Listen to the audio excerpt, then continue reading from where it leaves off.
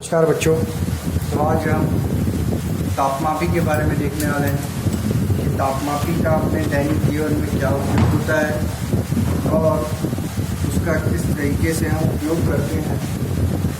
Okay, तो देखते हैं तापमापी कितने प्रकार की होती है और उसका उपयोग कहाँ कहाँ होता है। तो देखो, अगर घर में किसी को बुखार है या तापमान नापना है कि नहीं, तो वहाँ पर हम तापमापी का उपयोग करते हैं। घर में किसी को बुखार आने पर उपयोग में लाया जाने वाला तापमापी तुमने देखा होगा, डॉक्टर लगाता है, तापमान मेजर करता है कितना है कितना नहीं है। डॉक्टर के पास हम जाओगे तो उस तापमापी को हम लोग क्या कहते हैं, चिकित्सीय तापमापी कहते हैं। मतलब पहला प्रकार क्या है, चिकित्सीय तापमापी। इसके अतिरिक्त अन्य प्रकार के जो तापमापी होते हैं, भिन्न भिन्न प्रकार के मापन के लिए उनका उपयोग लाया जाता है।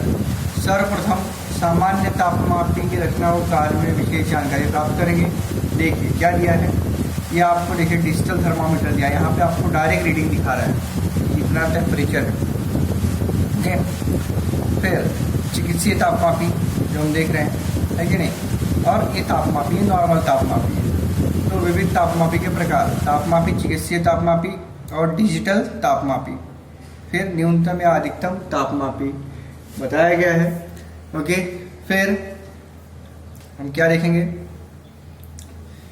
आकृति 14.4 अ में तापमापी का एक चित्र दिखाया गया। तापमापी में एक कांच की पतली नली होती है जिसके एक सिरे पर क्या होता है, गुब्बारा होता है, जो यहाँ पे दिखाया गया है। ओके, नली में पहले पारा भरा हुआ होता था, परंतु अब पारे हमारे लिए हानिकारक होते हैं। उसके कारण अब उसके स्थान पर क्या भरते हैं, अल्कोहल भरा जाता है।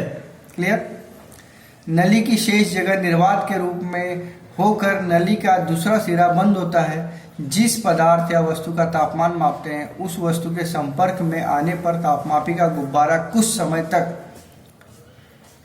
रखा जाता है और जिसके कारण उसका तापमान वस्तु के तापमान के बराबर होता है और तापमान में हुई वृद्धि के कारण अल्कोहल का प्रसरण होता है और नली में उसका स्तर क्या होता है, बढ़ता जाता है। अल्कोहल के प्रसरण के गुणधर्म का उपयोग कर, है ना, उसके नली में के स्तर से तापमान मालूम करते आता है और उस प्रकार तापमापी की नली चिन्हांकित होती है। मतलब पहले हमारे जो तापमापी होते थे उसमें पारे का उपयोग किया जाता था, लेकिन पारा हमारे लिए हानिकारक है। ओके, तो उसकी जगह पर फिर किसका उपयोग किया जाता है, अल्कोहल का उपयोग किया जाता है। अल्कोहल भी सेम वही काम करता है जो पारा करता है। ओके, तो देखते हैं आगे। आकृति 14.4 ब में दिखाया गया है। देखिए, ये चिकित्सीय तापमापी। एक स्वस्थ मनुष्य के शरीर का तापमान 37 डिग्री सेल्सियस होता है, ये हमको मालूम है। ओके, जिसके कारण चिकित्सीय तापमापी में सामान्यतः 35 डिग्री सेल्सियस से 42 डिग्री सेल्सियस तक के तापमान का मापन करते आता है। आजकल चिकित्सीय उपयोग के लिए उपयुक्त तापमापी के स्थान पर डिजिटल तापमापी का उपयोग किया जाता है। आकृति 14.4 क में दिखाया गया है। इसमें तापमान का मापन करने के लिए ऊष्मा के कारण होने वाले द्रव का प्रसरण का उपयोग न करते हुए एक संवेदक का उपयोग किया जाता है, जो शरीर से निकलने वाली ऊष्मा का और उस आधार पर तापमान का प्रत्यक्ष मापन कर सकता है। ओके, फिर प्रयोगशाला में उपयोग में लाया जाने वाला तापमापी उपयुक्त आकृति 14.4 अ अनुसार ही होता है, परंतु उसके तापमान की गणना करने का विस्तार अधिक हो सकता है। उसके द्वारा 14 डिग्री सेल्सियस, है ना, 40 डिग्री सेल्सियस से 110 डिग्री सेल्सियस के बीच का अथवा उससे भी कम व अधिक तापमान का मापन किया जा सकता है। दिन भर के न्यूनतम और अधिकतम तापमान का मापन करने के लिए एक विशेष प्रकार के तापमापी का उपयोग करता है ना, जिससे न्यूनतम और अधिकतम तापमापी कहते हैं। मतलब दिन भर के सबसे कम तापमान क्या है और दिन भर में सबसे ज़्यादा तापमान क्या है, उसको मापन करने के लिए उसका उपयोग किया जाता है। ओके, तो ये आपको बताया गया है। आगे देखते हैं। ये चारों आकृतियाँ दिखाई गई हैं कि किस तरीके से तापमापी का उपयोग किया जाता है और कौन से विभिन्न प्रकार है। अब देखिए आगे उपयोग क्या होता है, देखते हैं।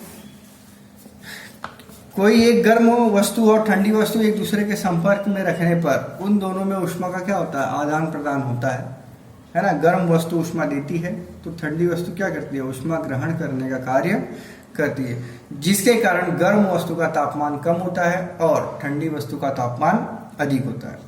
ओके, फिर अर्थात क्या दिया गया है, गर्म वस्तु में परमाणुओं की गतिज ऊर्जा कम हो जाती है और ठंडी वस्तुओं में परमाणुओं की गतिज ऊर्जा क्या होती है, बढ़ जाती है। एक स्थिति ऐसी आती है कि उस समय दोनों परमाणुओं की औसत गतिज ऊर्जा समान हो जाती है और दोनों का तापमान भी क्या हो जाता है, समान हो जाता है। ओके, देखते हैं भी विशिष्ट ऊष्मा किसे कहते हैं। पदार्थ की विशिष्ट ऊष्मा या इकाई द्रव्यमान वाले पदार्थ के तापमान में 1 डिग्री सेल्सियस तापमान में वृद्धि करने के लिए जो ऊष्मा आवश्यक होती है उसे हम लोग विशिष्ट ऊष्मा कहते हैं। उसको कैपिटल C द्वारा दर्शाते हैं, इसको अंडरलाइन करें। इस प्रणाली में इकाई जूल या किलोग्राम डिग्री सेल्सियस और सीजीएस प्रणाली में कैलोरी या ग्राम डिग्री सेल्सियस है। विशिष्ट ऊष्मा C और द्रव्यमान M में होने वाले पदार्थ का तापमान T1 तथा Ti तथा Tf तक बढ़ाना हो तो उसमें Q ऊर्जा दी जाती है और यह पदार्थ के द्रव्यमान और विशिष्ट ऊष्मा और तापमान में हुई वृद्धि पर निर्भर करती है। तो उसको हम लोग सूत्र द्वारा देखेंगे, Q बराबर M गुणे C गुणे Tf माइनस Ti। भिन्न भिन्न पदार्थों की विशिष्ट ऊष्मा भिन्न भिन्न होती है। क्लियर, अगली कक्षा में इस संबंध में हम लोग देखेंगे आगे क्या। फिर नेक्स्ट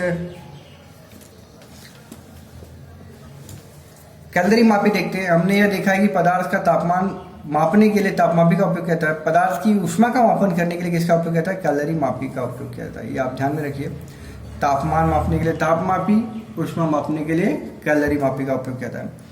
इस उपकरण द्वारा किसी रासायनिक अथवा भौतिक प्रक्रिया में बाहर निकलने अथवा अभिशोषित होने वाले ऊष्मा का मापन कर सकते हैं। ओके, फिर